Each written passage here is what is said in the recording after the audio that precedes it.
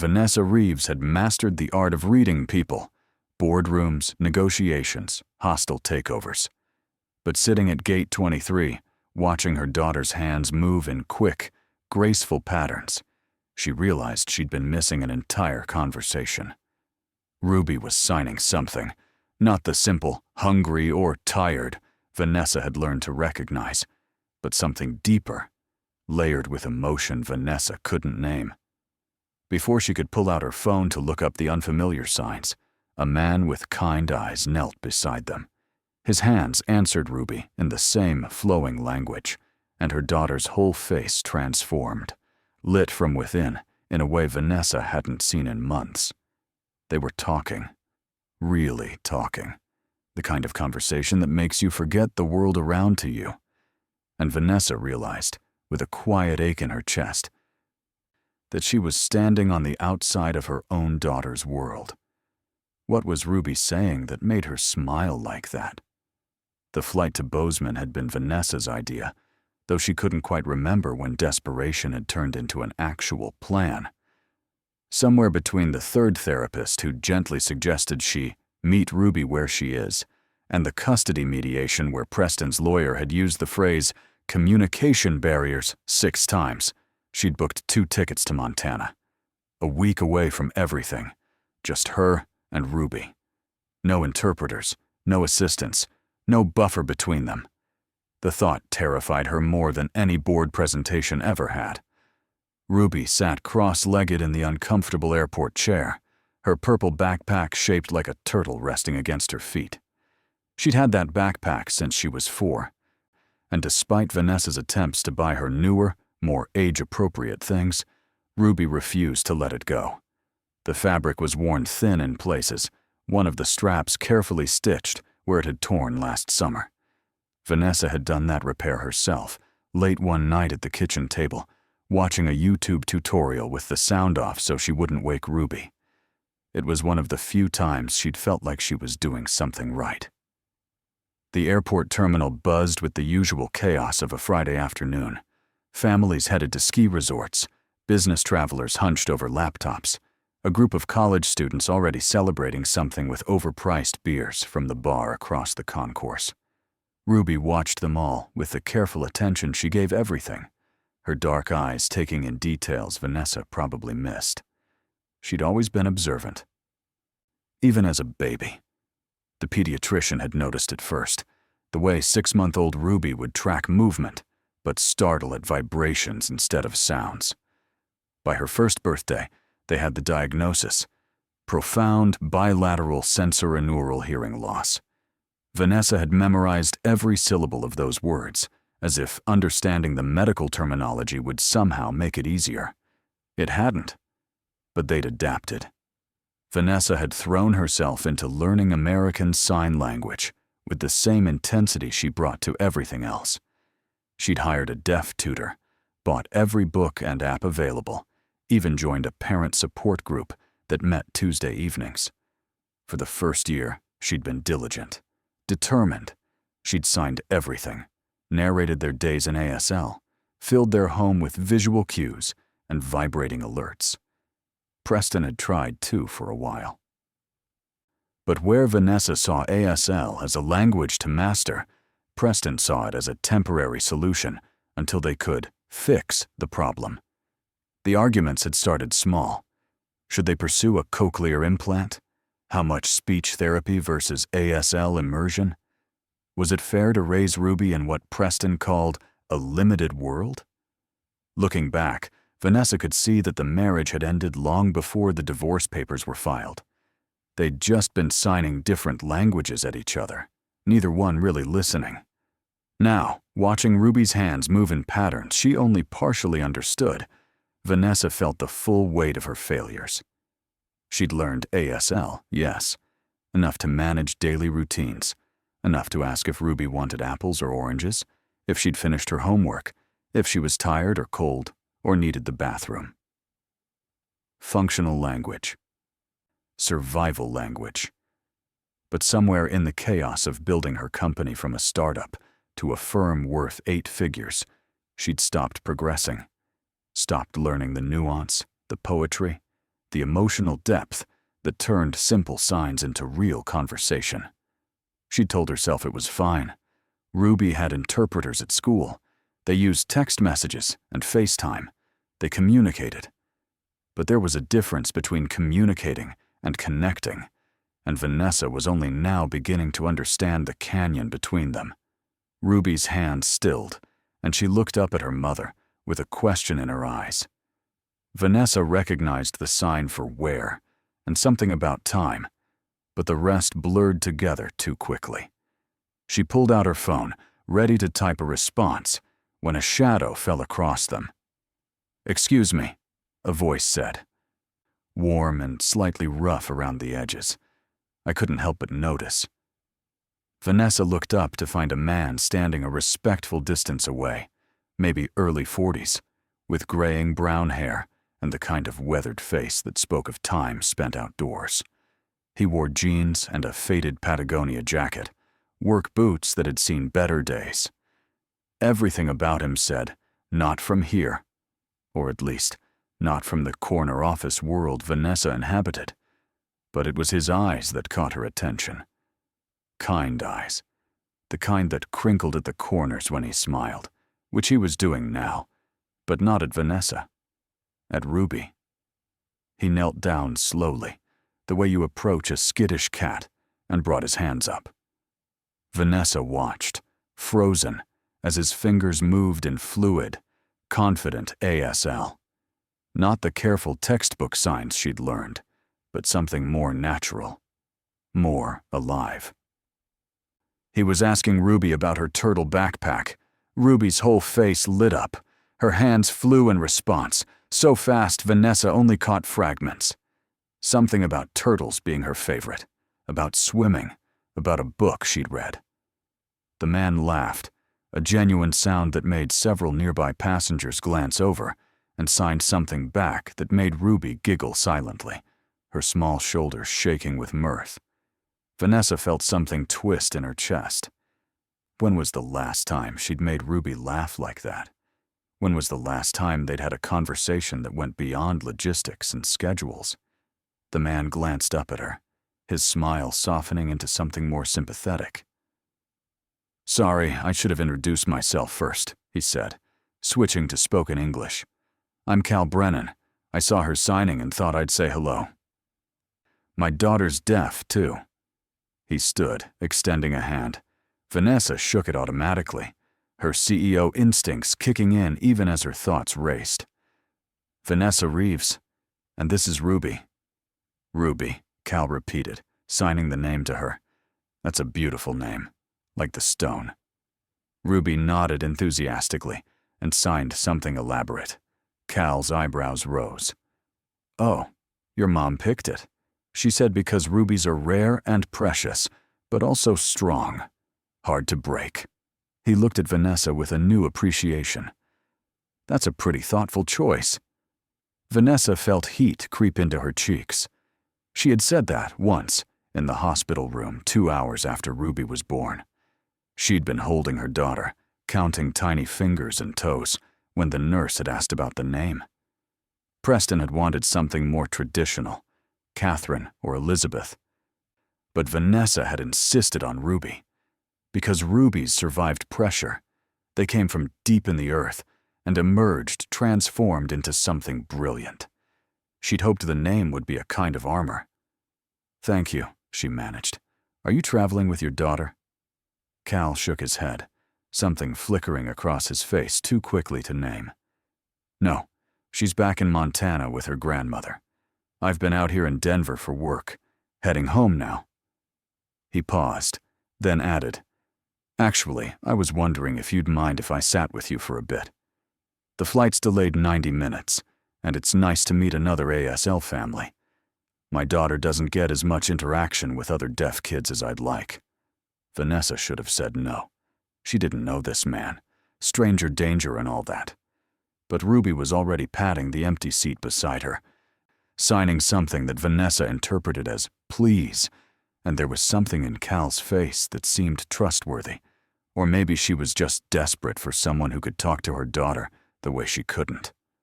"Of course," she said. We'd love the company. Cal settled into the chair with the ease of someone comfortable in his own skin, and within seconds, he and Ruby were deep in conversation. Vanessa watched, trying to follow along, catching maybe one word in three.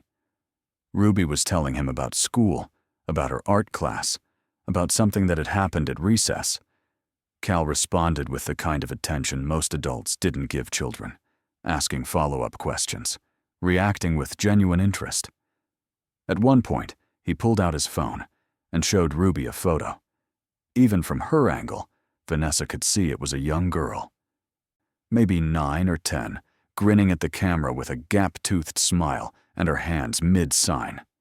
Ruby's eyes went wide, and she signed something rapid and excited. "She wants to know if she can video call Isla," Cal translated, glancing at Vanessa for permission. "My daughter. They're both asking if they can meet." Vanessa felt that twist in her chest again. Ruby wanted to meet another deaf child so badly that she was willing to ask a stranger's parent, because she didn't have those connections in her regular life. When was the last time Ruby had mentioned friends from school? When was the last time Vanessa had arranged a playdate, or asked about Ruby's social life beyond whether the interpreter said she was adjusting well? "Of course," Vanessa said, her voice coming out rougher than intended. "That would be wonderful." Cal set up the call with the practiced ease of someone who did this often. Within moments, a little girl's face filled the screen, her eyes the same warm brown as her father's. She saw Ruby and immediately started signing, and Ruby signed back so quickly her hands were almost a blur. Cal held the phone steady, occasionally chiming in, but mostly letting the girls talk. Vanessa watched her daughter transform. This wasn't the careful, controlled Ruby she saw at home, the one who'd learned to be patient with her mother's slow signing, who nodded and smiled even when Vanessa knew she'd missed half the meaning. This was Ruby uninhibited. Ruby fluent. Ruby fully herself. The conversation flowed for almost 15 minutes. The two girls discussing everything from favorite colors to whether dragons were real to what they wanted to be when they grew up. Isla said something that made Ruby throw her head back in silent laughter, her whole body shaking with joy.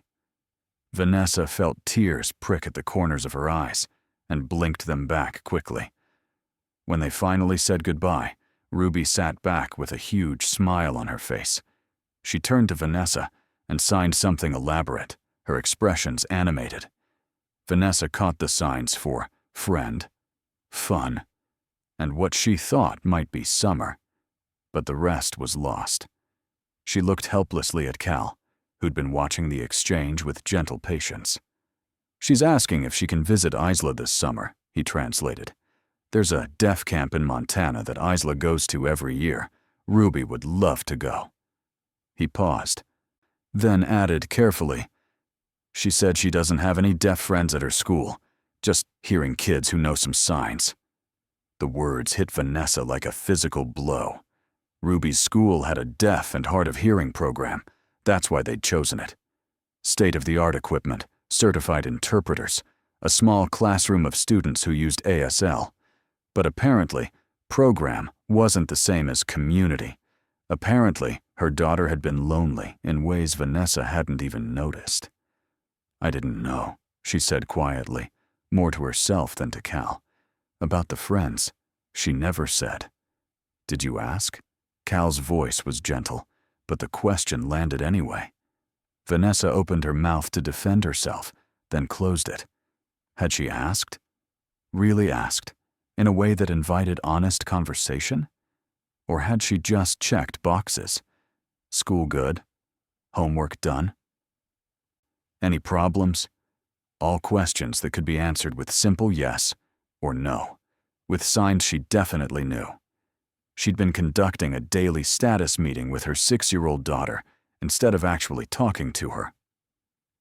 Before she could spiral further into self-recrimination, her phone buzzed. Preston's name flashed on the screen.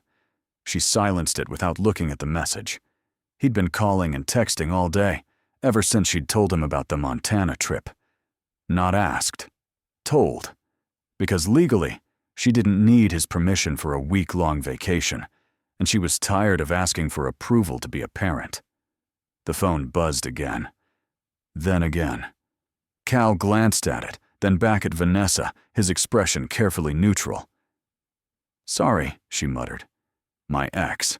He's not happy about the trip." "The Montana trip?" Vanessa nodded. "He thinks I'm being impulsive, that Ruby needs routine and stability, not adventures."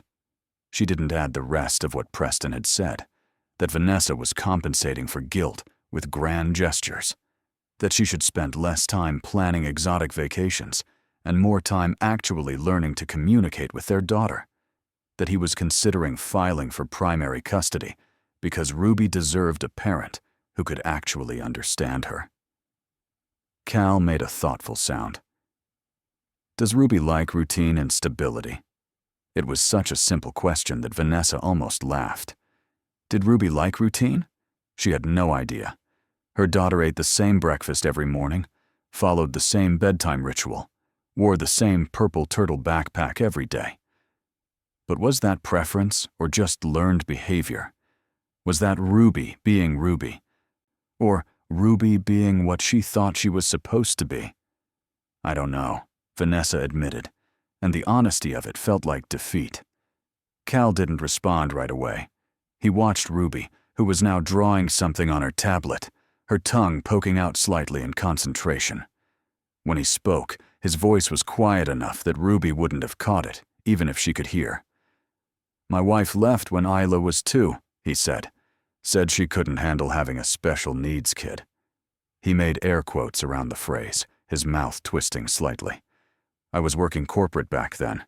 Big firm, bigger salary, impossible hours. I'd come home after Isla was asleep and leave before she woke up. Convinced myself I was providing for her, that it was enough." He paused, his hands clasping and unclasping in his lap. "Then one day, my wife was just gone. Left a note. Said she'd tried, but she wasn't cut out for this life, and since I was never around anyway, I could figure it out." Vanessa stared at him, horror and sympathy warring in her chest. "Cal, I'm so sorry." He shrugged, but there was old pain in the gesture. "Best thing that ever happened to me, actually. Worst at the time, but best in the long run. I quit my job, became a carpenter. Flexible hours, enough money to get by, and I got to be there. Really there. I learned ASL like my life depended on it, because Isla's life did depend on it. Her happiness, her sense of self, her connection to the world. All of it ran through these." He held up his hands. "I made mistakes. God, so many mistakes. But I learned that being present isn't the same as being there. You can be in the same room and miles apart." The words settled over Vanessa like a heavy blanket. She thought about her penthouse apartment with its floor-to-ceiling windows and modern art, about Ruby's bedroom with every educational toy and adaptive technology money could buy, about the interpreters and therapists and tutors she'd hired to give her daughter every advantage. She'd built an empire and called it love. She'd confused providing with parenting. "I've been present," she said, her voice barely above a whisper. "I'm there for breakfast. I check her homework. I sign what I can." Cal nodded slowly. "I believe you. But can you tell me what Ruby's favorite color is?" Vanessa's mind went blank. Purple, obviously. The backpack, her bedroom walls, half her clothes. "Purple," she said with confidence.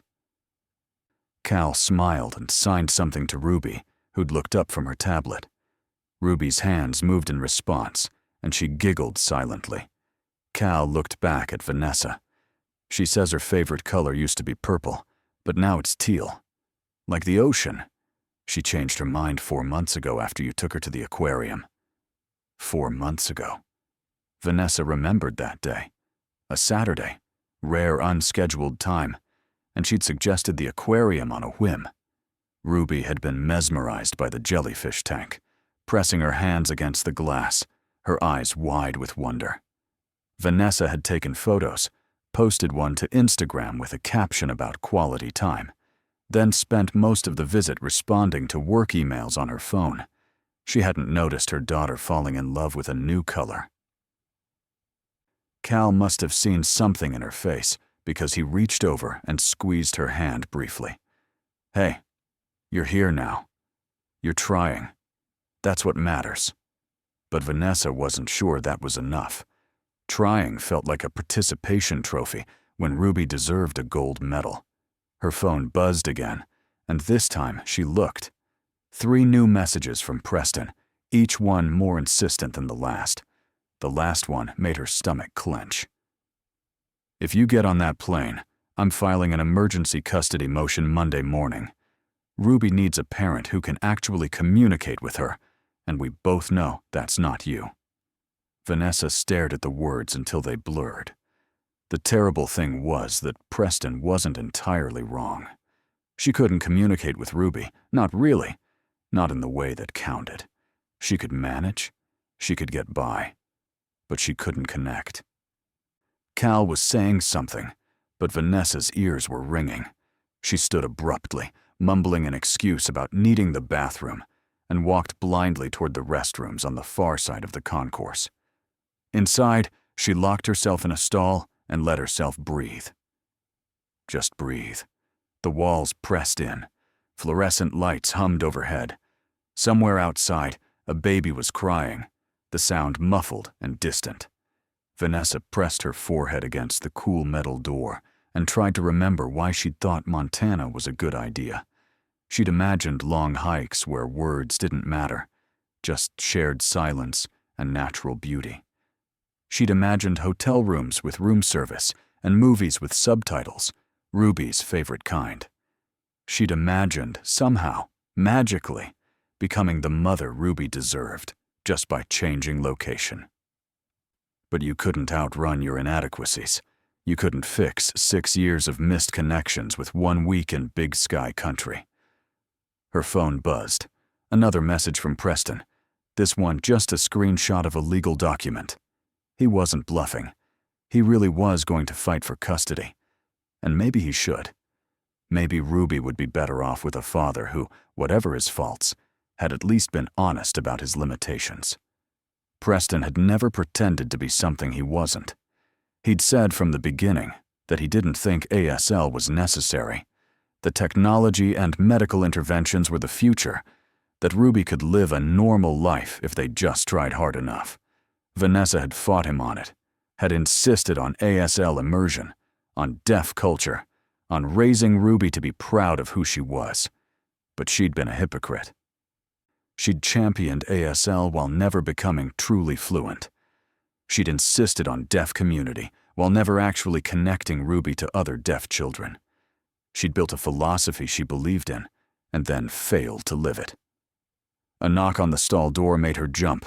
"Occupied," she called out. The knock came again, more insistent. Vanessa unlocked the door, ready to snap at whoever couldn't read social cues, and found Cal standing there, in the women's bathroom, looking deeply uncomfortable but determined. "You can't be in here," she said automatically. "I know. Ruby was worried. She saw your face before you left." He shifted his weight.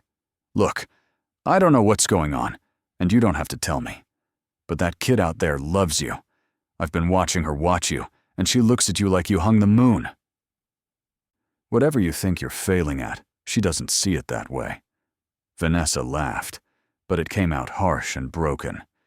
She doesn't see it because she's 6, and I'm all she has. But she deserves better.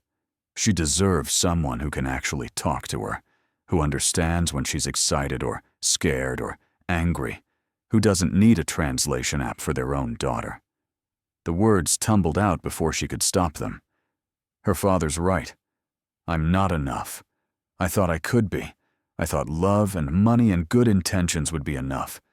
But they're not. She needs someone fluent, someone present, someone who isn't me. Cal was quiet for a long moment. A woman tried to enter the bathroom, saw him, and backed out quickly with a muttered apology. He barely noticed. "Can I tell you something about Isla?" he finally said. When she was 4, she asked me why I talked funny. Funny, because my ASL was still rough back then. I was learning, but I wasn't fluent. I made mistakes. I signed things backwards, confused similar signs, couldn't keep up with her when she got excited. And I had this moment of panic, thinking I was failing her, that she needed a deaf parent, or at least a fluent one, and all she had was me, stumbling through. He smiled, but there was old pain in it. You know what she said when I tried to apologize? She said, "Daddy talks with his heart. That's my favorite language." Vanessa felt something crack in her chest. Ruby deserves someone who can talk with both their heart and their hands. Maybe, Cal conceded. Or maybe she just deserves someone who's willing to keep learning, to keep trying, to show up even when it's hard. Kids don't need perfect, Vanessa. They need present. They need effort. They need to know they matter enough for you to struggle. He stepped back toward the door, checking to make sure no one was coming in. That flight to Montana? That's effort. That's you showing up. Don't let fear or guilt or your ex-husband's threats convince you it doesn't count. He left before Vanessa could respond, slipping out of the bathroom with a murmured apology to the woman still waiting outside. Vanessa looked at herself in the mirror. Mascara smudged, designer blouse wrinkled, CEO armor cracking at the seams. She looked like someone who'd lost their way, or maybe someone who was finally finding it. She washed her face, straightened her shoulders, and walked back out to gate 23. Ruby saw her coming, and her whole face brightened. She signed something quick and worried. Vanessa recognized okay and mom and something that might have been sad. She knelt down in front of her daughter's chair and signed slowly, carefully, using the words she did know. "I'm okay. I love you. I'm sorry." Ruby's small hands came up and she signed back with the kind of patience that broke Vanessa's heart. Slow, clear signs that her mother could follow. "I love you too. Don't be sorry. You're here." Such simple words, such profound grace. Vanessa pulled her daughter into a hug, breathing in the scent of her strawberry shampoo, feeling the solid warmth of her small body. Ruby wrapped her arms around Vanessa's neck and squeezed tight, and for a moment, words didn't matter at all. When they pulled apart, Cal was sitting a polite distance away, studiously examining his phone to give them privacy. Ruby tugged on Vanessa's sleeve and signed something, then pointed at her tablet. Vanessa looked. Ruby had drawn a picture, bright colors and careful detail. 3 figures standing together. A woman, a man, and a little girl with a purple backpack. Above them, Ruby had written in careful letters, "My new friend, and his girl, and me." "That's beautiful, sweetheart," Vanessa said, signing the words as best she could. Ruby beamed and signed something else, too fast. Vanessa looked helplessly at Cal, who glanced over and smiled. "She wants to know if you'll learn to sign faster," he translated, "so you can keep up with her stories. She has a lot of stories to tell you." "Yes," Vanessa said out loud, then signed it clearly. "Yes, I'll learn. I promise." And this time, she meant it. Not as a box to check or a skill to acquire, but as a bridge to build. A language to learn, not with her head, but with her heart. The boarding announcement crackled overhead. Flight 237 to Bozeman, Montana, now boarding all zones. Passengers began gathering their belongings, forming the usual chaotic line. Cal stood and extended his hand to Vanessa. "Looks like we're on the same flight." Vanessa took his hand, felt the calluses earned through years of working with wood, of building things with patience and care. "Looks like we are." Ruby grabbed her turtle backpack and slipped her hand into her mother's free one. The 3 of them walked toward the gate together, an unlikely trio bound by circumstance and language, and the shared understanding that love sometimes means learning to speak in ways you never expected. As they handed over boarding passes, Vanessa's phone buzzed one more time. Preston, undoubtedly. Another threat. Another demand. Another reminder of everything she was doing wrong. She silenced it without looking and dropped the phone into her bag. For the next week, she was unreachable. For the next week, she was just a mother with her daughter, learning to listen in the spaces between words. And maybe, if she was very lucky, learning to speak the language her daughter had been using all along, the one that said, "I see you. I hear you. You matter enough for me to try." The plane lifted off into a Colorado sunset, golden light streaming through the windows. Ruby pressed her face to the glass, watching the ground fall away, her hands already moving in excited signs about clouds and birds and the tiny cars below. Vanessa watched her daughter's hands, really watched them, seeing not just movements, but meaning, not just signs, but stories. And for the first time in a long time, she didn't reach for her phone or her work or any of the 1,000 distractions she usually hid behind. She just reached for Ruby's hand and held on. Two people speaking different languages, but finally beginning to understand each other. Cal, sitting across the aisle, caught her eye and nodded once. A small gesture of solidarity, of recognition, of one parent to another, saying, "You're doing it. Keep going." And Vanessa thought maybe, just maybe, she finally was.